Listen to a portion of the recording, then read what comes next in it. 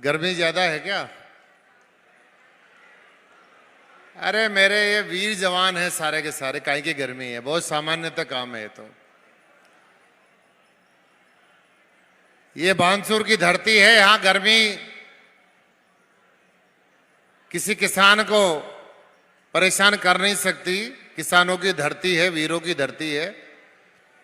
लेकिन मैं आपका जोश देखना चाहता हूं। एक बार भारत माता को प्रणाम करेंगे, दोनों हाथ खड़ा करके, मुट्ठी बंद करके, पूरी ताकत आपकी आवाज को बुलंद करना है। भारत माता की, भारत माता की, वंदे वंदे। कमाल कर दिया भाई आपने तो आज। पंडित दीनदयाल उपाध्याय अंत्योदय संबल पखवाड़ा के कार्यक्रम में उपस्थित हमारे बहरोड के लोकप्रिय विधायक, राजस्थान सरकार में मंत्री रहे, सांसद रहे, जिला प्रमुख रहे, बड़े भाई जसवंत जी यादव साहब, हमारे बहुत ही लोकप्रिय नेता और बहुत लंबे समय तक जिन्होंने संगठन में काम किया, आपके बहुत लोक लाडले विधायक भाई देव सिंह शेखावत जी, हमारे बीच में उपस्थित भारतीय जनता पार्टी के प्रदेश के नेता लक्ष्मीकांत भारद्वाज जी, कार्यक्रम में विराजमान भारतीय जनता पार्टी जयपुर जिला देहात उत्तर के अध्यक्ष भाई सुरेश बादलीवाल जी, जिले के प्रभारी भाई सतवीर यादव जी, हमारे उत्तर जिला भारतीय जनता पार्टी के पूर्व जिलाध्यक्ष भाई उमेद सिंह भाया जी, कार्यक्रम में विराजमान शिक्षाविद, एक संगठक के रूप में हमेशा जिन्होंने संगठन के काम को सजोने का काम किया है, भाई शशिकांत बोरा जी, कार्यक्रम में उपस्थित मेरे मोतियों से महंगे किसान भाइयों, नौजवान साथियों, माताओं बहनों, पत्रकार मित्रों, मैं सबसे पहले आपको बहुत बहुत धन्यवाद देना चाहता हूं कि बहुत बड़ी संख्या में सभी बहन भाई आज इस पंडित दीनदयाल उपाध्याय अंत्योदय संबल पखवाड़ा के कार्यक्रम में हमारे प्रदेश के लोकप्रिय मुख्यमंत्री माननीय भजनलाल शर्मा जी को सुनने के लिए आप लोग आए हो, उनका स्वागत करने के लिए आए हो। और मैं देख रहा हूं लगातार पंखे ही पंखे चल रहे हैं, सारे मेरी माताओं बहनों के पंखे चल रहे हैं और मेरे इधर सब भाइयों के भी पंखे चल रहे हैं। कमाल हो गया। लेकिन ये तो इंद्रदेव का इशारा हो रहा है। अभी मुख्यमंत्री महोदय का भाषण चल रहा है, तिजारा में समाप्त होने वाला उनका भाषण, लेकिन इतनी जोरदार बरसात हो रही है आप सोच भी नहीं सकते। लगातार 1 घंटे से बरसात हो रही है। मैं इतना कह सकता हूं, ये बानसूर की पवित्र धरती है, देवी देवताओं की धरती है, सनातन धर्म की धरती है। और यहां पर जब प्रदेश के लोकप्रिय मुख्यमंत्री और राजस्थान के भागीरथ हमारे बीच में पहुंचेंगे, तब तक मुझे लगता है जोरदार बरसात प्रारंभ हो जाएगी और ये आपके जो पंखे चला रखे पंखे भी आपके अपने आप बंद हो जाएंगे। मुझे खुशी इस बात की है कि आज मुख्यमंत्री महोदय का बानसूर विधानसभा क्षेत्र में इस गिरोडी ग्राम पंचायत में आने का सौभाग्य हम सबको मिल रहा है। एक ऐसी योजना लेकर आए माननीय मुख्यमंत्री महोदय। और मैं तो एक बात कहना चाहता हूं बहनों और भाइयों, राजस्थान में जब से भजनलाल शर्मा जी मुख्यमंत्री बने 1.5 साल हो गया शासन को, राजस्थान में पानी की समस्या बहुत बड़ी समस्या थी, बिजली की समस्या बहुत बड़ी समस्या थी, सड़कों के हालात खराब हो गए थे, अस्पतालों की हालत खराब हो गई थी। 5 साल का राजस्थान का राज आप लोगों ने देखा। लेकिन मैं खुले दिल से कहना चाहता हूं, क्योंकि भाई देव सिंह शेखावत जी और मैं तो पहली बार आपकी कृपा से, आपकी मेहरबानी से पहली बार विधायक बनकर आए। लेकिन मैं इस मंच के माध्यम से आपको भरोसा देना चाहता हूं कि राजस्थान के विकास में विधानसभा बानसूर विधानसभा विराटनगर विकास के कामों में राजस्थान के उस 10 विधानसभाओं में शामिल रहेंगी जिनमें राजस्थान में सबसे ज्यादा विकास के काम होंगे। इतना मैं भरोसा इस मंच के माध्यम से देना चाहता हूं। भाई और बहनों, ये समस्याएं जो किसान के लेकर प्रदेश के मुख्यमंत्री महोदय आए, किसान के खेतों का सीमा ज्ञान करवाना, पत्थरगाड़ी करवाना। मैं किसान का बेटा हूं, आप भी किसान के बेटे हो। आज जो सबसे बड़ी समस्या है तो हमारे खेतों की समस्या है। ऐसा कोई घर परिवार बचा नहीं है जिस पर डोले पर झगड़ा नहीं होता हो, सीमा ज्ञान को लेकर झगड़ा नहीं होता हो, पट्टे लेने को लेकर झगड़ा नहीं होता हो। लेकिन प्रदेश के मुख्यमंत्री किसान के बेटे हैं, गांव और गरीब के बेटे हैं। उन्होंने फैसला किया मेरे किसान को, जो किसान के झगड़े हैं उन झगड़ों को कैसे समाप्त करा सकता हूं। उन्होंने आपके घर पर, आपके स्वयं के ग्राम पंचायत मुख्यालय पर इन छोटी छोटी समस्याओं का समाधान करें, वरना किसान तो हमेशा जिंदगी भर कोर्टों के चक्कर लगाता रहता है और सामान्य कोर्ट से लेकर और revenue board, high court, supreme court तक पहुंच जाता है।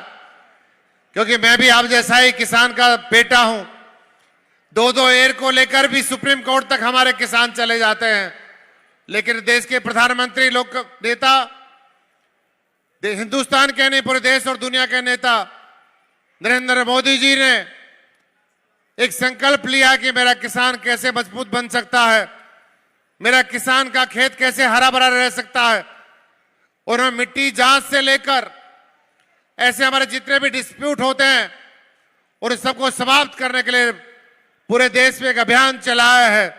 और उसी अभियान के तहत राजस्थान की सरकार ने, राजस्थान के लोकप्रिय मुख्यमंत्री भजनलाल जी का जो संकल्प उन्होंने जो लिया है वो आपके आज बीच में आने वाले हैं। मैं एक बात कहना चाहता हूं, ये बानसूर की धरती, ये विराटनगर की धरती, ये श्यापुरा की धरती, ये कोटपुतली की धरती हमेशा पानी वाली धरती हुआ करती थी।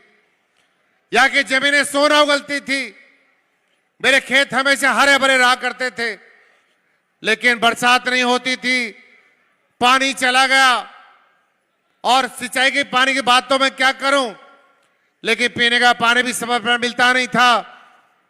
गत 5 सालों में राजस्थान में जिस दल की सरकार थी, मैं खुलकर कहना चाहता हूं बहनों और भाइयों, 2017 में हमारी भारतीय जनता पार्टी की राजस्थान में सरकार थी। उस वक्त राजस्थान में हम ईआरसीपी योजना लेकर आए। 18 में सरकार चली गई, मध्य प्रदेश की सरकार चली गई और ये ईआरसीपी की योजना जब कांग्रेस के हाथ में आई, कांग्रेस ने कमाल ही कर दिया। कमाल इसलिए कहना चाहता हूं, 5 साल तक उसे फाइल को लेकर अपने घर में चक्कर लगाती रही थी सरकार, दिल्ली जाने से डरती रही सरकार और ईआरसीपी योजना को किसी प्रकार से उन्होंने फैसला नहीं होने दिया। लेकिन मैं धन्यवाद देना चाहता हूं राजस्थान के मुख्यमंत्री भजनलाल शर्मा जी को। मुख्यमंत्री बनने के बाद हमारे मध्य प्रदेश के मुख्यमंत्री महोदय से बात करके, हरियाणा के मुख्यमंत्री महोदय से बात करके, हमारे देश के लोकप्रिय प्रधानमंत्री नरेंद्र मोदी जी से बात करके और तीनों प्रदेशों को बिठाकर, उन नेताओं को बिठाकर ईआरसीपी को जमीन पर लाने का एक बार प्रस्ताव तैयार किया। और भाइयों, मैं तो बड़ा खुश नसीब हूं, ये देव सिंह शेखावत जी, आप यहां की धरती के लोग सारे भाग्यशाली लोग हो। ईसरदा बांध का पानी आना था रामगढ़ के बांध तक, उससे आगे तक कोई योजना नहीं थी। लेकिन मैं जानकारी आपको देना चाहता हूं, देव सिंह शेखावत जी, हंसराज जी पटेल विधायक कोटपुतली और आपका भाई कुलदीप धनखड़, तीनों मिलकर प्रदेश के मुख्यमंत्री महोदय से हमने बातचीत करी। विधानसभा चल रही थी, हमने कहा कि ये पीने का पानी हमारे कैसे आ सकता है, बांधों में पानी कैसे आ सकता है। और जसवंत यादव जी ने कहा कि हमारी जो साबी नदी और रिचार्ज कैसे हो सकती है, जिस साबी नदी का अंत आपका पूरा बेरोड से होकर और भिवाड़ी के आगे तक पानी निकलता है, वो साबी नदी रिचार्ज कैसे हो सकती है। मुख्यमंत्री महोदय ने हमसे पूछा कितना खर्चा आएगा। हमने कहा हमारे 3-4 बड़े बांध हैं। हमने संयुक्त रूप से एक प्रस्ताव रखा। मैंने कहा ये रामगढ़ बांध का पानी कालख बांध में जाएगा और कालख बांध से पहले हमारा जो त्रिवेणी की नदी है, धारा है, ये पानी रामगढ़ के बांध से वहां चला जाए। उसके बाद बूचारा का बांध में पानी चला जाए, उसके बाद छितौली को पानी चला जाए। मैं भाई एक बात कहना चाहता हूं, मैं अभी कार्यक्रम में आकर गया, उसके बाद एक काश्तकार के घर पे सामने जो घर दिख रहा है, वहां जाकर चाय पीने के लिए चला गया था। मैंने उनसे बातचीत करी, अगर छितौली के बांध में पानी आएगा तो सबसे ज्यादा फायदा किसको होगा। वो बांध आता तो विराटनगर में है, लेकिन मैं एक बात कहना चाहता हूं, छितौली के बांध में जब पानी आएगा तो सबसे ज्यादा लाभ मेरे से वाल मंडारा की धरती के किसानों को होगा, इसका फायदा होगा। इसके लिए सरकार ने योजना बनाई, बूचारा बांध में जो पानी आएगा उसका 70% लाभ मेरे गांव को होगा, कोटपुतली गांव को होगा, और जो आपके शापरा में जो पानी त्रिवेणी की धारा में डलेगा उसका लाभ पूरे शापरा विधानसभा के किसानों को और विराटनगर किसानों को उसका लाभ मिलेगा। और भाइयों एक बात और कहना चाहता हूं, इस साबी नदी रिचार्ज के लिए डीपीआर तैयार हो गई, इसका आपके हवाई सर्वे कंप्लीट हो चुका है, ड्रोन से सर्वे करवाया गया है और इसका सर्वे पूरा कंप्लीट हो भी चुका है। इस साबी नदी को रिचार्ज भी करेंगे और जो आपकी बहुत बड़ी नदी है जो मेरे विराटनगर से निकलती है, दोलाज गांव से निकलती है, उस नदी को भी रिचार्ज करने के लिए हमारे प्रदेश के मुख्यमंत्री महोदय ने फैसला किया है। और बाणगंगा नदी, उस बाणगंगा नदी का भाव कहां तक जाता है, उसका पानी आगरा तक जाता है। उस बाणगंगा नदी को रिचार्ज करने की बात प्रदेश के मुख्यमंत्री जी ने, अभी रामगढ़ बांध का जब कार्यक्रम चल रहा था उस समय लक्ष्मीकांत जी आप भी थे, उस समय चर्चा उन्होंने करी थी, लेकिन बात आई बजट की, तो बजट की बात जब चली तो हमसे पूछा कि कितना इसमें खर्च आने वाला है। हमने कहा साहब लगभग 2000 करोड़ का खर्चा आएगा। सीएम साहब ने कहा बहुत बड़ा खर्चा है, लेकिन मैं यहाँ के किसान को लाभ देना चाहता हूं। और उन्होंने अधिकारियों को बुलाया, हमारे सामने बैठे बैठे आधे घंटे में हमसे मीटिंग करवाई और कहा कि मुझे इसकी 2 दिन में रिपोर्ट चाहिए। 4 दिन बाद बजट आने वाला था 10 जुलाई को, 1 जुलाई को भाकरी में आए थे मेरे जन्मदिवस के कार्यक्रम पर, और 9 दिन बाद का बजट, लेकिन 4-5 दिन का समय बच गया था।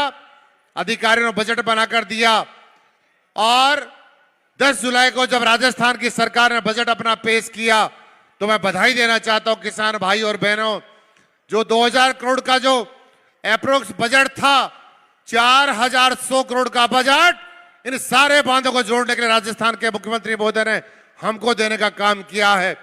आप लोगों से पूछना चाहता हूं, जब प्रदेश के मुख्यमंत्री आपके बीच में आए, एक बात मैं किसानों से अपील करना चाहता हूं, बहनों और भाइयों से, जब मुख्यमंत्री ऐसे व्यक्ति हैं जो किसान और मजदूर की चिंता करते हैं, नौजवान और माताओं बहनों की चिंता करते हैं, ऐसे मुख्यमंत्री जब महोदय आपके बीच में मंच पर आए तो खड़े होकर उनका एक बार इस बात के लिए अभिवादन करना है कि आपने हमारे बांधों के लिए बड़ा बजट स्वीकृत करने का काम किया, आपने किसान और मजदूर की चिंता करने की बात करी है, तो मैं समझूंगा ये काम हमारे लिए सार्थक हो जाएगा, क्योंकि जो देता है उसका सम्मान और स्वागत करने का काम भी हमें करने की आवश्यकता है।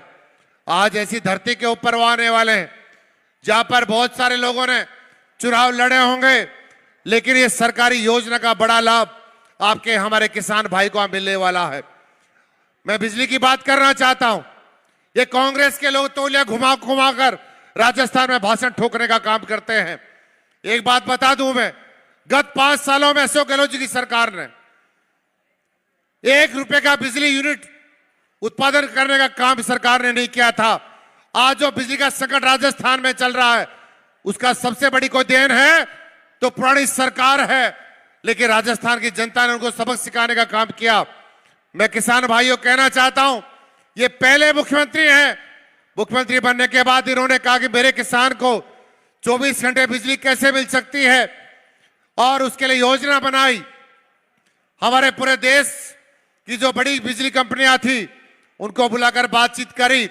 अरे कांग्रेस के शासन में तो एक दिन का कोयला भी इनके पास स्टॉक में रहा नहीं करता था, लेकिन राजस्थान के मुख्यमंत्री भजनलाल शर्मा जी ने इतनी बड़ी योजना राजस्थान में बना दी। 1,62,000 करोड़ की योजना बनाई, उसका MOU भी कर लिया। राजस्थान में नहीं पूरे देश में संदेश भी दे दिया। और मैं कह देना चाहता हूं 2027 तक राजस्थान में इतनी बिजली उत्पादन का काम हो जाएगा। मेरे किसान और मजदूर भाइयों को, मेरी माताओं बहनों को, नौजवानों को 24 घंटा बिजली मिलना प्रारंभ हो जाएगी। इस प्रकार की योजना लेकर आए। लेकिन साथ एक बात और कहना चाहता हूं, जब भी कोई कार्यक्रम होता है, हमारे कई लोग चर्चा भी साथी करते होंगे।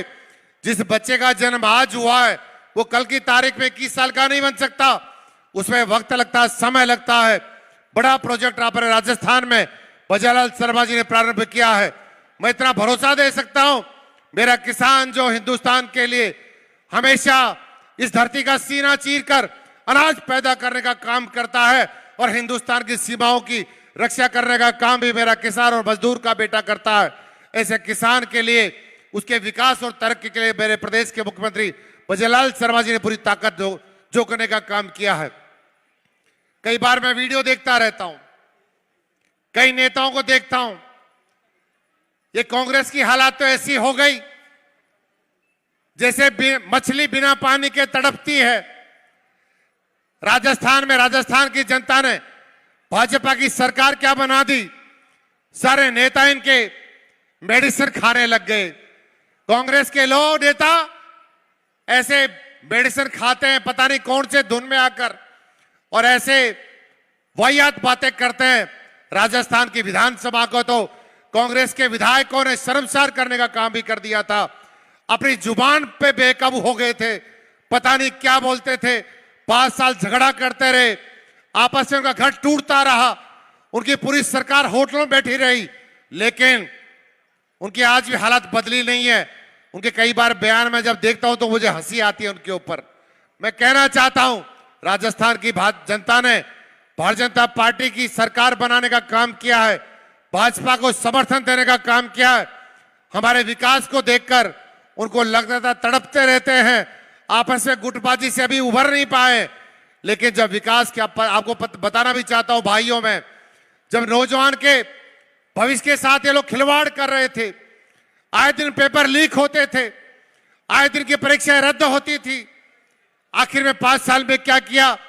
जो मेरा हिंदुस्तान का जवान है, आज जो हिंदुस्तान के विकास की चिंता करता है, जब पूरी दुनिया में उनसे आगे जाना चाहते हैं, देश के प्रधानमंत्री नरेंद्र मोदी जी दे हिंदुस्तान के विकास को दुनिया के पटल पर लाना चाहते हैं, उसे नौजवान के विकास को ये गत सरकार कांग्रेस की सरकार ने उसको रोकने का काम किया। लेकिन भजनलाल शर्मा जी के आने के बाद सबसे पहला कोई फैसला हुआ, राजस्थान में इस प्रकार का निर्णय कर दिया, SIT का निर्माण किया, SOG को आगे बढ़ाने का काम किया, और ऐसे ऐसे जो पेपर माफिया थे उनको राजस्थान में जेल में डाल दिया गया। कई लोगों को गिरफ्तार करके आज भी बहुत सारी रिकवरीज उनके खिलाफ बाकी चल रही हैं, और कई तो नेता ऐसे ऐसे जो भाषण घूमते रहते हैं, उनके परिवारों का पता नहीं, बहुत सारा परिवारों में चैन हो गया। ये कांग्रेस के दल के लोग हमेशा हिंदुस्तान में फूट डालो राजनीति करने का, फूट डालो राज करो, जो अंग्रेजों का एक संकल्प था, हिंदुस्तान में यदि राज कर सकते हैं तो फूट डालने से राज होगा। मैं एक बात पुराना मुझे विचारधारा की बात याद आ गई। ये यहाँ के अभी मंच पर जो हमारी एंकरिंग कर रही है बहन जी, उन्होंने विचारधारा की बात करी। मैं विचारधारा पे लौटना चाहता हूं। जब हिंदुस्तान संघर्ष कर रहा था अंग्रेजों के साथ, हमारा देश आजाद हो गया, बहुत सारे महापुरुषों ने अपने सीने पर गोली खाकर इस भारत माता को रक्षा करने का काम किया। देश को आजादी दिलवाने का काम किया। और जब पूरे हिंदुस्तान में पहली सरकार बनी, उसमें चुनाव नहीं हुआ था, राष्ट्रीय सरकार बनी, सभी दलों के नेताओं को शामिल किया गया था। उसमें 2 नेताओं को शामिल किया गया जिनकी विचारधारा भी बताना चाहता हूं। एक ही व्यक्ति डॉक्टर श्यामा प्रसाद मुखर्जी जो वेस्ट बंगाल से आते थे, दूसरे व्यक्ति बाबा साहेब अंबेडकर, दोनों सरकार में मंत्री बनाए गए। एक को उद्योग मंत्री बनाया गया, एक को कानून मंत्री बनाया गया।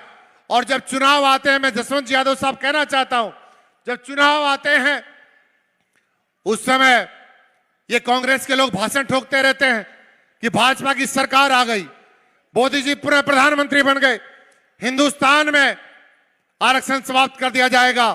अरे मैं पूछना चाहता हूं, विचारधारा की बात में आज मेरे सामने आई है, तो मैं इस मंच के माध्यम से पूछना चाहता हूं कि जिस समय डॉक्टर श्यामा प्रसाद जी और बाबा साहेब सरकार में थे, तो आपकी सरकार को छोड़कर क्यों गए? वो दोनों सरकार से इस्तीफा देकर गए।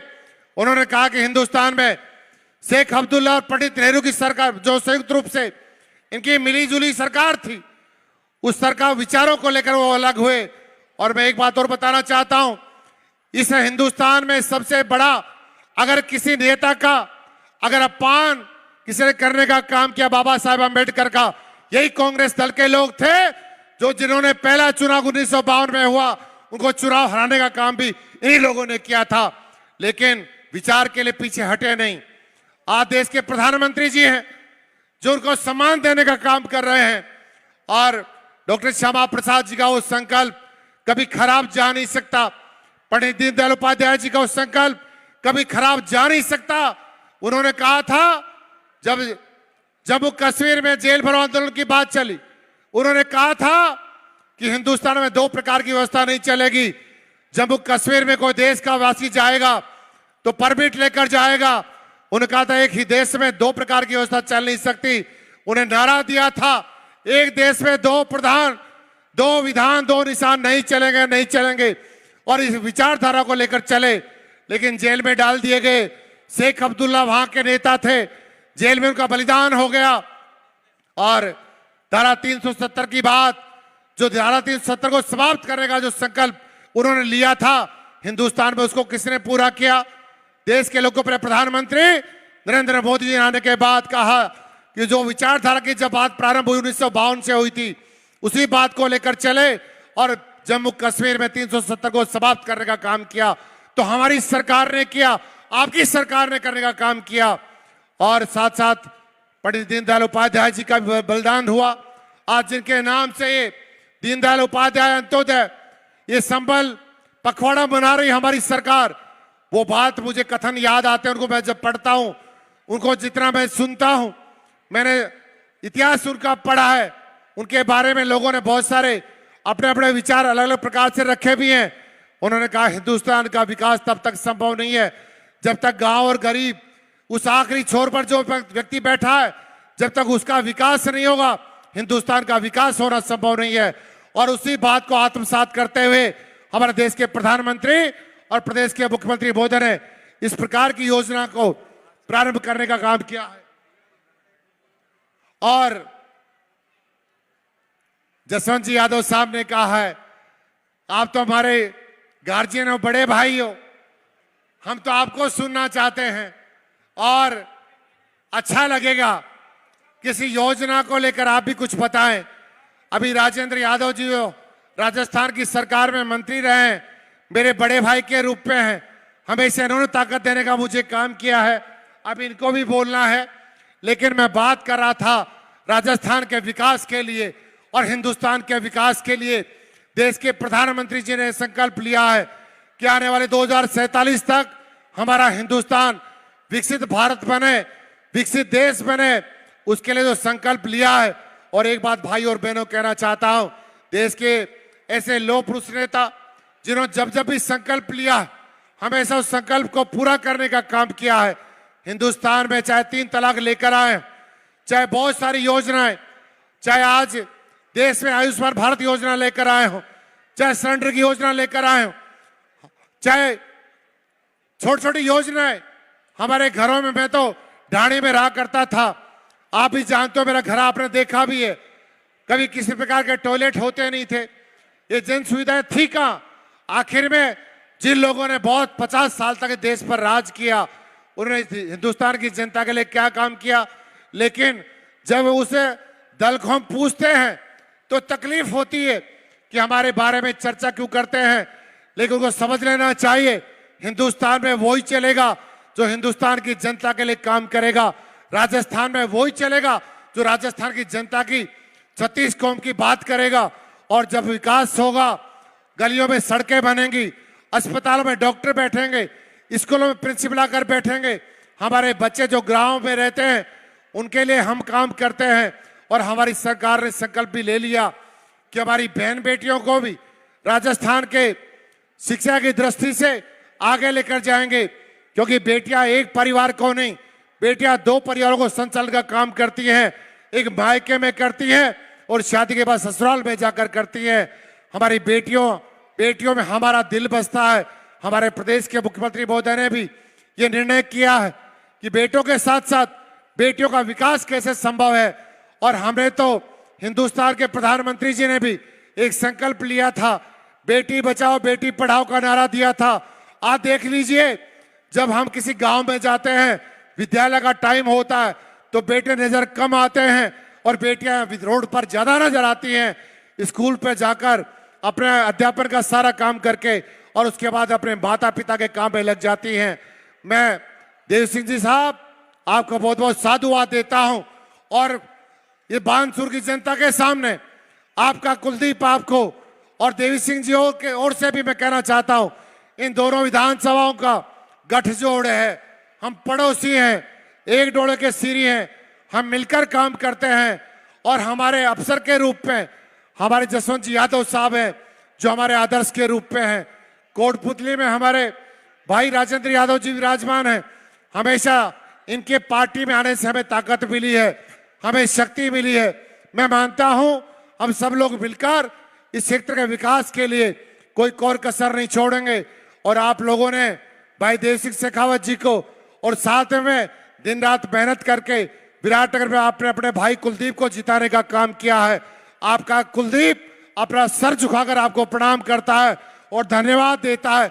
इसी प्रकार से आप प्यार और प्रेम बनाए रखिए। और जब भी आवश्यकता पड़े, हमें 1 रैंक 2 नहीं है, 1 रैंक 11 है। जहां भी किसी प्रकार की तकलीफ आएगी, राजस्थान के मुख्यमंत्री महोदय हमारी बात को अच्छे से सुनते हैं और जो बात हमारे मुंह से निकलती है उस बात को पूरा करते हैं। किसी प्रकार की कोई तकलीफ आपके सामने आए, इस बात का संकल्प लेते हैं। हमारे लिए जनता सर्वोपरि है, हमारे कार्यकर्ता सर्वोपरि हैं। और मैं अधिकारियों से भी कहना चाहता हूं, हम जनता के कारण से राजस्थान की सरकार हमारी बनी है। आप भी समय समय पर, क्योंकि सरकार के आप भी नौकर हैं, अधिकारी भी सरकारी कार्यालयों में बैठने के लिए नहीं है। वैसे प्रदेश के मुख्यमंत्री महोदय ने इस प्रकार से सख्ती के साथ हिदायत दे रखी है, जो अधिकारी प्रॉपर तरीके से जनता की सुनता नहीं है वो अपना अपना स्थान तय भी कर लेना चाहिए उसको, क्योंकि सरकार चाहती है कि जनता का विकास अधिक से अधिक हो। इस बात के लिए हमें प्रयास करने की आवश्यकता है। क्यों अधिकारी और हम लोग एक दूसरे के पूरक हैं, उनको समझ लेना चाहिए। अगर पहले हमारे लिए को बात आएगी तो पहले जनता के लिए हम काम करेंगे, उसके बाद आपकी गिनती करेंगे। बहुत बहुत धन्यवाद देना चाहता हूं। अपनी बात को समाप्त करने से पहले मैं सब भाई बहनों से कहूंगा, खड़े करिए अपने दोनों हाथ और मुट्ठी बंद